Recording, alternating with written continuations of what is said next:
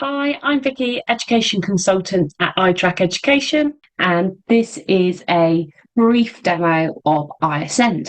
So on my screen here, you can see iASEND, and iASEND came from the brain of a lady called Dr. Sue Fisher, who did her whole doctorate around assessing pupils with special educational needs. She's still a head teacher up in the north of England, of a school that uses iASEND to assess their pupils. And iASEND very much focuses on small steps of learning and the depth of learning for pupils. Assessing pupils with SEND can raise some issues because, for example, if you've got a year 6 pupil working at a year 1 or a year 2 level, how do we know how well they're doing? How do we compare them? We can't compare them to the other year 6s because they're working on a different curriculum, and we can't necessarily compare them to the other year 1s or year 2s because there's other factors involved, such as maturity, for example. And that's where iASEND comes in. We very much focus on people's barriers to learning, so what is preventing them learning at an age-related expectation. And it's those barriers that we're going to look at first. So I'm going to go to pupil details, and I'm going to open up a pupil profile. And this is where I would look at the different barriers to learning that people may have.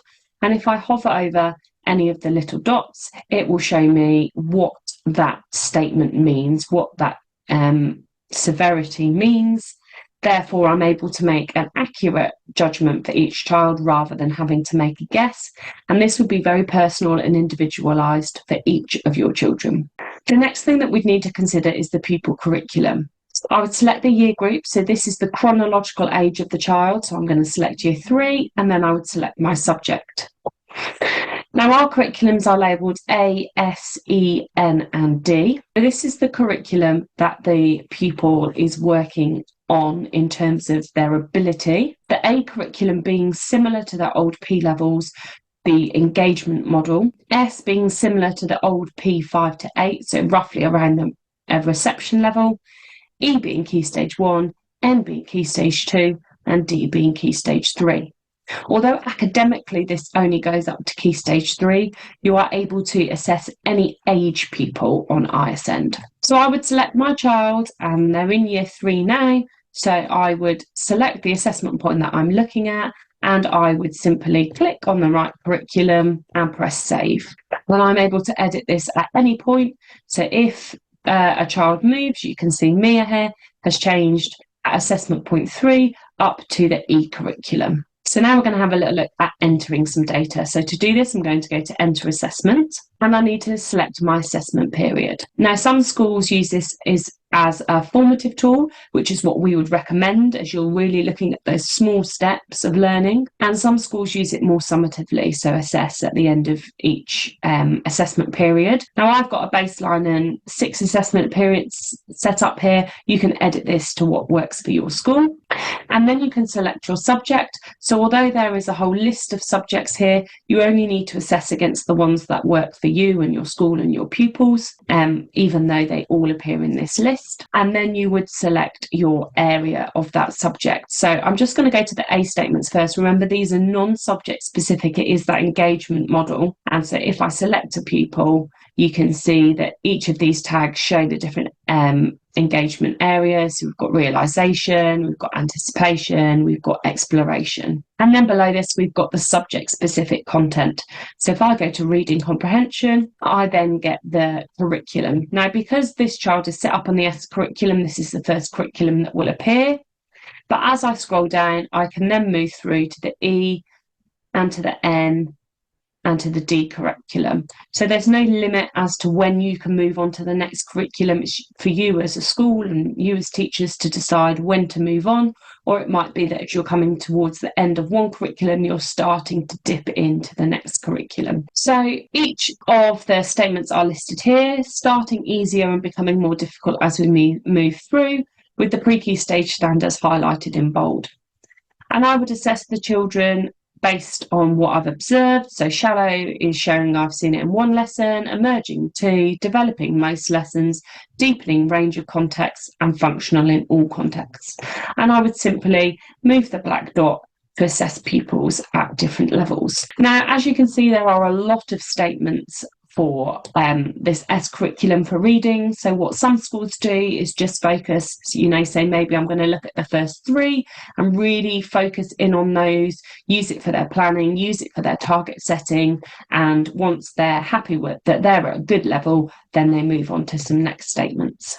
Now I am able to assess multiple pupils at once. I am able to assess multiple objectives at once, and I do have the option of flood filling as well, so you are able to speed up your assessment. Now there's another place that you're able to enter assessments, and that is in iASEND evidence. iASEND evidence is the ability to record observations of pupils' learning alongside making those assessments. So I can add an assessment, I would select the child, and I do have the ability to select multiple children at once. I would give it a title, I would date it, I would choose the assessment point that I want it to appear in, I'd add some notes and some next steps.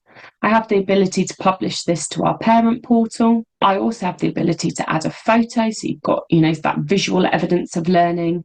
And then, as I said before, you've got the ability to make that assessment. So if this was a maths observation, for example, I've seen something in addition and subtraction, I can open up the curriculum, I can open up the statement, and I can assess that one pupil or those groups of pupils that I have seen doing that thing. And then I can press save, and that will have then edited in Enter Assessments. So that's entering data. Let's have a little bit of a look at analysing some data. So the first place I'm going to go, and one of the main pages for analysis in iASEND, is Pupil Report. Now, because we're looking at progress here, we need to choose 2 periods of time. And I'm going to change the ASEND to pupils baseline. This is going to look at progress for the specific curriculum a child is set up on. And I'm going to open up John. And what you can then see is for John's baseline for the English, he's on the S curriculum. For baseline, how many of the objectives have been ticked at the different depths of learning. And then at the end of the year, I might have more objectives ticked, but what I would be wanting to see is these higher numbers in the developing, deepening and functional, and not that I've just got lots of shallow learning. So the way this works is I've got a total of 133 statements available, totaling 663 points. It works on a point system with shallow being 1, emerging 2, developing 3, deepening 4 and functional 5. So at baseline, John achieved 360 points out of that total 665, and we can then calculate that as being 54%. And then at the end of the year, he's achieved 435 points out of the 665, which we can calculate as 65%. I then take one away from the other to give me that progress. Now, there is some guidance for expected yearly progress, but some schools do tweak this for what works for them. So you can see that actually John, being on the S curriculum, should have made 7%. He's made 11, so he's done really well this year. Now, the progress report works alongside this, and what this does is it allows me to see that progress, but for the different areas of the curriculum. So if we look at John, we can see that actually he's made some progress right across the English curriculum, not just one area. And then another nice page for analysis is the flight path. And this allows me to see attainment over time. So I'm going to look at the current year. I've got the ability to add 1 or 2 previous years. I'm going to make sure that calculation's on new. And I'm going to open up Callum. And what I can see is for the different subjects that he's been assessed against, what curriculum he's working on and how much of that curriculum he's attained at the different assessment points. And then I also get this in a nice line graph as well. Again, each of the curriculums. This is really good, and a lot of schools snip it to share with parents because you don't need a huge amount of understanding of iASEND to see that the line is going up and that progress is being made. So that's iASEND in a nutshell, really. We do offer a bespoke training schedule for you and your school. You would have a dedicated educational consultant, which would be me. We've also got a support line that has real people at the end of it. And we run regular webinars that are free for our clients. And we very much pride ourselves on working with our partner schools and developing the system based on your feedback. So if you've got any more questions, please feel free to drop me an email or a call, and I'd love to help. Bye.